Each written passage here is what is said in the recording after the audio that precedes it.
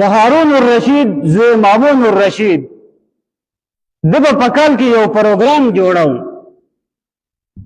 او پروګرام به داسې جوړاو چې په دې کې به ډېر ستر علما راټولول، ډېر لوی علما به راټولول او هغه علماو به هغې مجلس والو ته د قرآن د فضیلت په باره کې چې دی نو فضایل بیانول.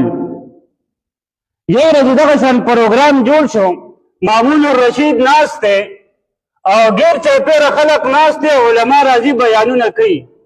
د دې حاضره مجمع نه یو کس چټۍ ولېږله او مامون الرشید دې چټۍ کې دا لیکلي دي چې ما له دې د بیان موقع راکړی شي. نو کله چې هغه چټۍ هغه ته ورسېده نو هغه چټۍ هغه سټېج سیکرټري له ورکړې دي پلان کې انسان ته آواز وکړه چې راشي بیان وکړي. هغه چې کله راغی د قرآن په فضایلو باندې داسې ناشنا بیان وکړو چې هارون الرشید ورته حیران پاتې شو او دی ورته ووی چې ته زما نه پاتې شوی څنګه یې؟ زه خو داسې علما ګورم، زما خو داسې علماو ته ضرورت دی، ته زما نه څنګه پاتې شوی؟ هغه ورته وی ګورئ زه مسلمان نه یم، زه یهودي یم. تا ته ما بیان وکړو، تا ته ما د قرآن فضایل بیان کړو، خو په دې ساعت کې زما ایمان چې دی نو دا نشته، زه یهودي یم. خو زما یو اعتراض دی او د هغه اعتراض جواب چې ما ته میلاو شي نو زه به ایمان راوړم. هغه ورته وی اعتراض دې ووایه، علما کرام ناست دي، دا علما کرام به ستا د اعتراض جواب درکړي. هغه ورته وی دا کوم علما چې ناست دي دا زما د اعتراض جواب نشي راکولی.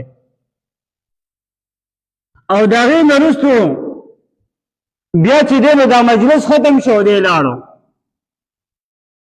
دی چې لاړو دی اراده د دې خبرې وکړه چې زه تورات شریف راخلم او دا چې دی نو په اعلی انداز باندې لیکمه.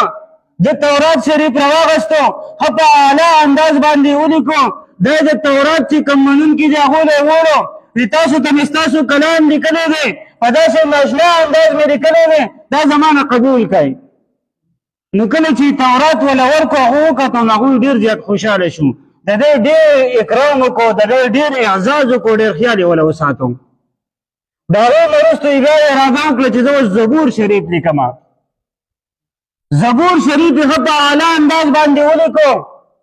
هغه چې دی نو د داود علیه السلام قوم له ووړو وی تاسو ته مې ستاسو کلام لیکلی دی او کلام یې ونه ډېر په ناشنا انداز باندې لیکلی دی، خو په دغه کلام کې د تحریف کړی دی، احکامات یې بدل کړي دي، څه پکې د خپل ځان نه شریک کړي دي.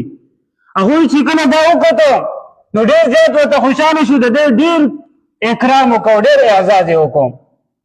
په درېیمه مرتبه کې ده په انجیل باندې شروع وکړه، انجیل یې په اعلی انداز باندې ولیکو. د هغې نه وروستو چې کله دا راوړو هغوی ته یې کېښود، هغوی ورته هم ډېر خوشحاله شو. اخره کې چې د ده کوم اعتراض دی اوس هغې له راځي.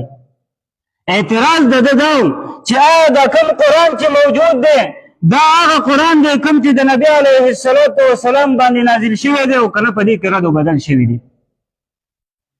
نو د هغې نه وروستو ده په قرآن باندې شروع وکړه، قرآن یې ډېر په ناشنا انداز باندې ولیکو، خو د قرآن آیاتونه یې بدل کړو، د قرآن صورتونه یې بدل کړو، د ځان نه یې پکې څه جملې ولیکلې هغه په قرآن کې وردنده کړې او دقه قرآن یې راواغسته او را روان شو.